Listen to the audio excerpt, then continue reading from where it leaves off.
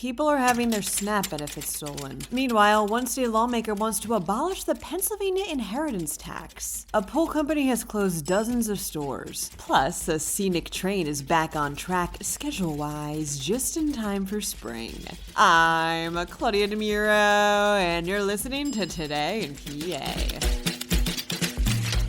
People in Butler recently realized that their SNAP food assistance benefits had been stolen, possibly from a skimming device at a local dollar store where they shop, reports 90.5 WESA. This, unfortunately, is not a new problem, and it is a persistent one. The electronic cards used by SNAP recipients don't have the chip most credit and debit cards have, leaving them open to getting hacked by skimming devices. And Congress used to reimburse these thefts, but stopped after December 2024 when temporary measures expired. Victims are now left without any theft protections and cards whose technology still hasn't been upgraded. The U.S. Government Accountability Office estimates that from 2022 to 2024, at least $320 million in food assistance was electronically stolen from SNAP recipients. And that's likely an underestimate since some people didn't know they can file a claim.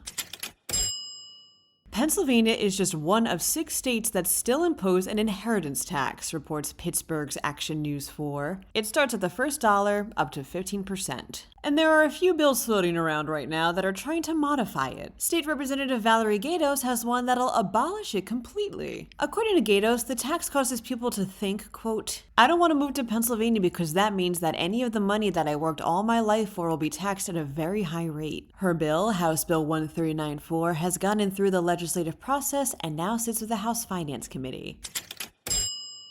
Leslie's Pool Supplies has closed a distribution center in 80 quote-unquote underperforming stores nationwide, states PennLive. Although the company never confirmed where, so it's unclear if any in Pennsylvania were impacted. Leslie's most recent earnings reports show a company struggling with sales, which have decreased by 15.5%. Whether more locations will close remains to be seen.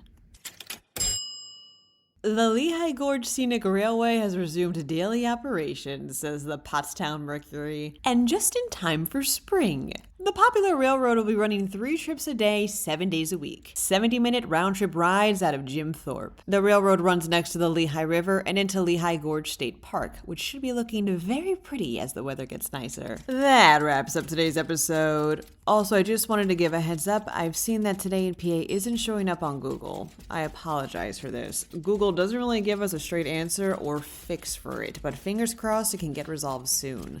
I am very sorry about that. For more news, check out PennLive.com, and please don't forget to rate this podcast and to leave a comment should your listening platform of choice allow. Thanks ahead of time, and of course, thanks for listening. I'm Claudia Dimuro, and tomorrow's another day of Today in PA.